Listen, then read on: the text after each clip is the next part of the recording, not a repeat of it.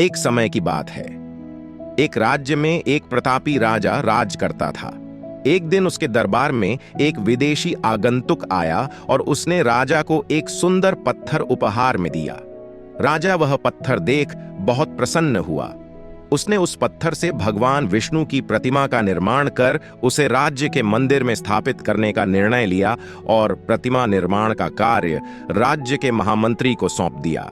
महामंत्री गांव के सर्वश्रेष्ठ मूर्तिकार के पास गया और उसे वह पत्थर देते हुए बोला, महाराज, मंदिर में भगवान विष्णु की प्रतिमा स्थापित करना चाहते हैं। 7 दिवस के भीतर इस पत्थर से भगवान विष्णु की प्रतिमा तैयार कर राजमहल पहुंचा देना। इसके लिए तुम्हें 50 स्वर्ण मुद्राएं दी जाएंगी। 50 स्वर्ण मुद्राओं की बात सुनकर मूर्तिकार खुश हो गया और महामंत्री के जाने के उपरांत प्रतिमा का निर्माण कार्य प्रारंभ करने के उद्देश्य से अपने औजार निकाल ली। अपने औजारों में से उसने एक हथौड़ा लिया और पत्थर तोड़ने के लिए उस पर हथौड़े से वार करने लगा, किंतु पत्थर जस का तस रहा। मूर्तिकार ने हथौड़े के कई वार पत्थर पर किए, किंतु पत्थर नहीं टूटा। 50 बार प्रयास करने के उपरांत मूर्तिकार ने अंतिम बार प्रयास करने के उद्देश्य से हथौड़ा उठाया, किंतु यह सोचकर हथौड़े पर प्रहार करने के पूर्व ही उसने हाथ खींच लिया कि जब 50 बार वार करने से पत्थर नहीं टूटा तो अब क्या टूटेगा। वह पत्थर लेकर वापस महामंत्री के पास गया और उसे यह कह वापस कर आया कि इस पत्थर को तोड़ना नामुमकिन है, इसलिए इससे भगवान विष्णु की प्रतिमा नहीं बन सकती। महामंत्री को राजा का आदेश हर स्थिति में पूर्ण करना था, इसलिए उसने भगवान विष्णु की प्रतिमा निर्मित करने का कार्य गांव के एक साधारण से मूर्तिकार को सौंप दिया।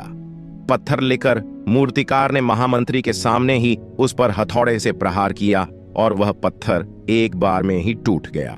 पत्थर टूटने के बाद मूर्तिकार प्रतिमा बनाने में जुट गया।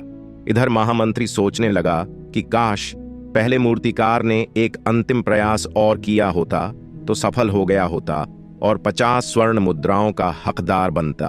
तो हमें ये सीखने को मिला कि मित्रों, हम भी अपने जीवन में ऐसी परिस्थितियों से दो चार होते रहते हैं। कई बार किसी कार्य को करने के पूर्व या किसी समस्या के सामने आने पर उसका निराकरण करने के पूर्व ही हमारा आत्मविश्वास डगमगा जाता है और हम प्रयास किए बिना ही हार मान लेते हैं।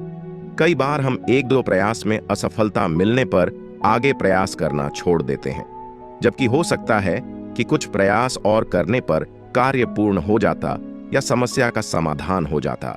यदि जीवन में सफलता प्राप्त करनी है तो बार बार असफल होने पर भी तब तक प्रयास करना नहीं छोड़ना चाहिए जब तक सफलता नहीं मिल जाती।